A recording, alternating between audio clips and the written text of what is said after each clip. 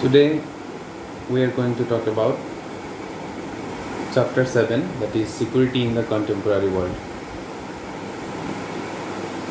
Any discussion on world politics brings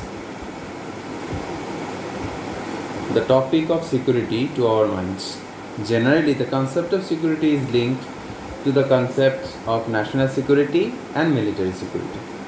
Security is very vast, important issue for a country. But security is not only associated with the nation or military.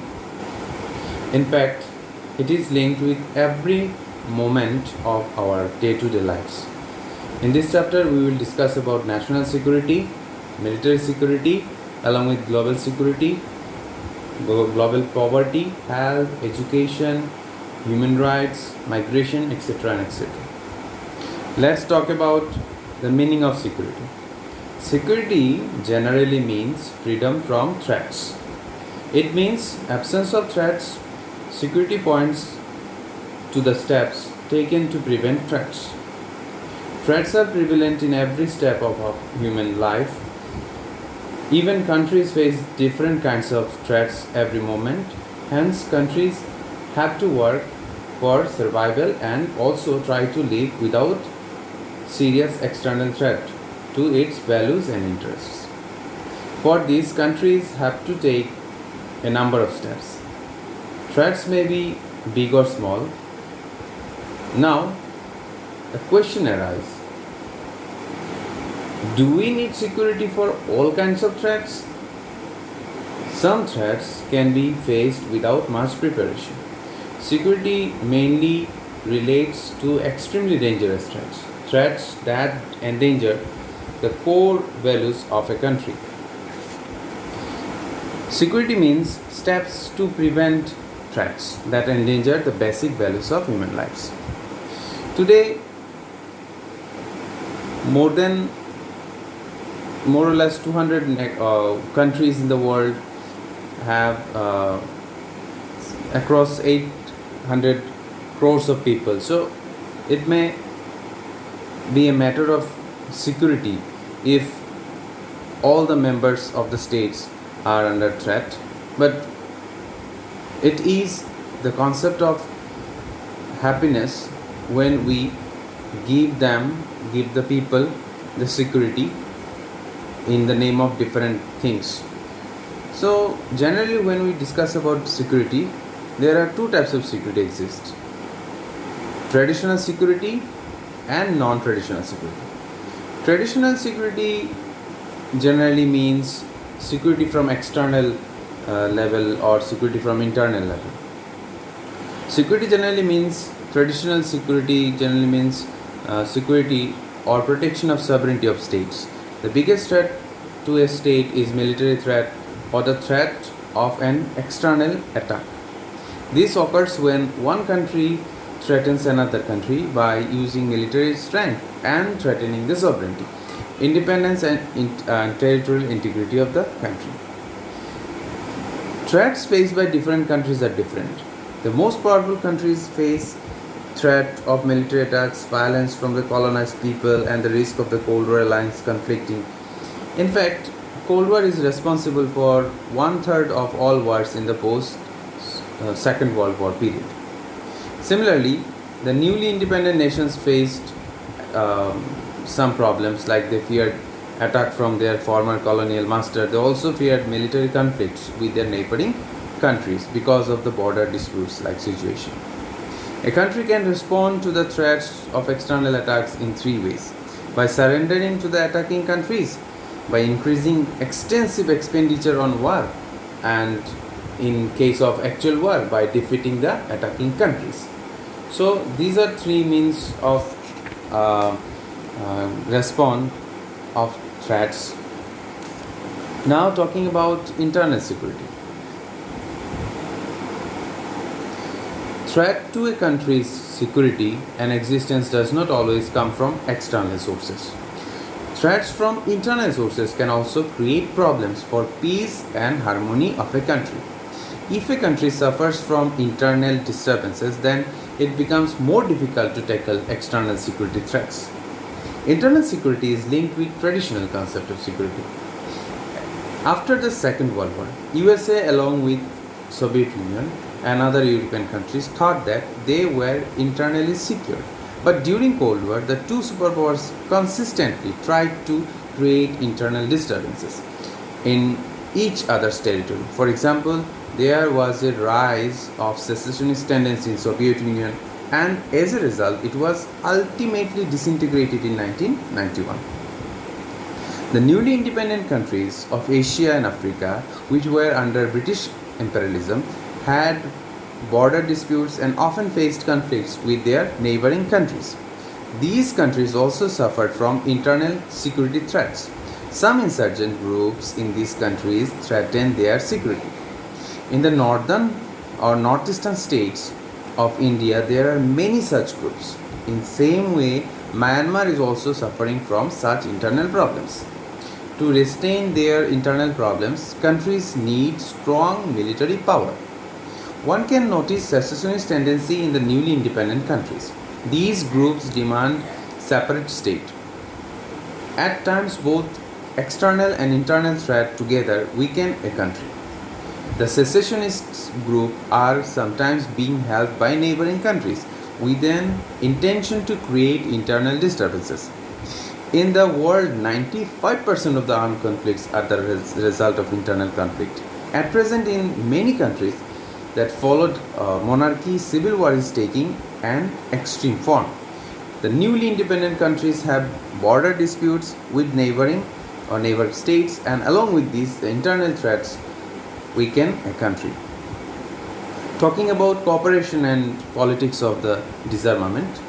Disarmament means that all countries should control their arms within set limit. For example, the Biological Weapon Convention (BWC) 1972 and the Chemical Weapons Convention (CWC) in 1992. The production and the possession of biological and chemical weapons was banned. More than 150 countries acceded to the BWC and 180 countries acceded to CWC. Almost all the countries of the world ratified the provisions of these treaties, but USA and USSR were not very interested in banning nuclear weapons. They did not support disarmament. Instead, they support arms control. Arms control regulates the production, acquisition of development, and of weapons. In 1972, USA and USSR signed the Anti-Ballistic Missile Treaty and tried to prohibit the possibilities of a nuclear war. USA and Soviet Union signed a number of other treaties to ensure arms control, like Strategic Arms Limitation, like START, which you already discussed in our previous classes. In 1968, the countries signed Nuclear Non-Proliferation Treaty, that is NPT, to stop the spread of nuclear weapons. According to this treaty, only those countries which had nuclear weapons before 1967 will be considered nuclear powers, and other countries will not be permitted to develop any nuclear weapons. NPT did not prohibit the possession of nuclear weapons, rather it allowed only a few countries to possess it and stopped others from acquiring it. Some countries, including India, have not signed this NPT treaty because as they feel it is discriminatory. And finally, the confidence building is another important example of cooperation. It is a form of traditional security policy of different nations, that is confidence building among nations. Through this confidence building, nations can avoid conflicts. To avoid mutual confidence, nations will have to reveal to each other their military intentions and plans. They will also have to give information about where their forces are deployed. Through these, the opponent countries will be assured that they will not be attacked. Confidence building will ensure that rival nations do not attack each other because of misunderstanding and misconception. Now we should talk about national to international and now domestic, non-traditional or human security. The concept of human security, which is closely linked to the survival and development of the human beings, is called human security. This is linked with the day-to-day lives of human beings. The contemporary times, people face different kinds of threats in every step of their lives. Non-traditional security does not talk about country security but security of individuals. To understand non-traditional security, we have to discuss human security and global security. Talking about human security, it means security of the people from threats posed by problems like poverty, disease, environment degradation, armed conflict, etc. Human security is closely linked with the state security. A state's top priority should be to provide security to its citizens. Providing security to human beings means providing them freedom from fear as well as freedom from want. At present, the idea of human security encompasses security from all the threats to human beings, including threat to human dignity. Global security. Global security means security from threats to the entire world.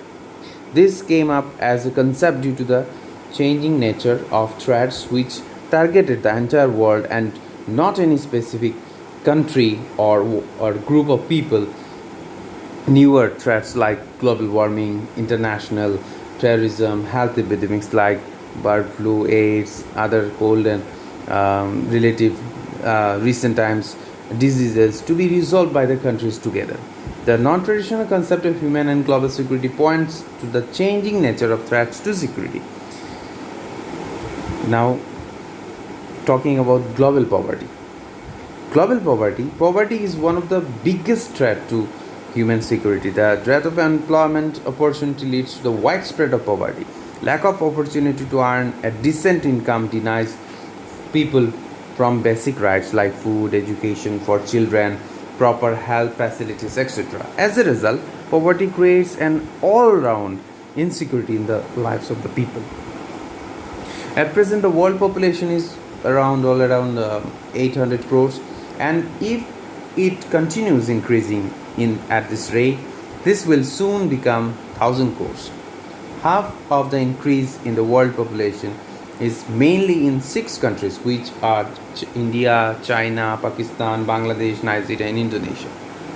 It is worth saying that the population increase in very poor countries is very high, and the next 50 years the population will increase by 3 times. As a result, the per capita income of the people will fall.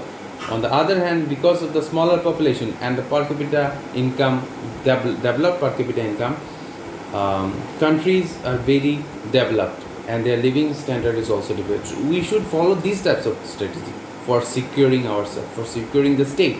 The gap between the per capita income of the northern and the southern countries is very high, very, very high. Very few northern and southern countries could actually control their population system, and the state which control the population system, the state is rich in various ways. It can manage itself. Because of increasing population and falling income, these countries like poor countries have been facing violent armed conflicts. There is no security to lives of the people. There is need to provide these people with some economic security. Development of education, promotion of family planning, etc.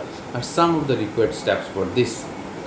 Talking about human security, an important component of non-traditional security is health.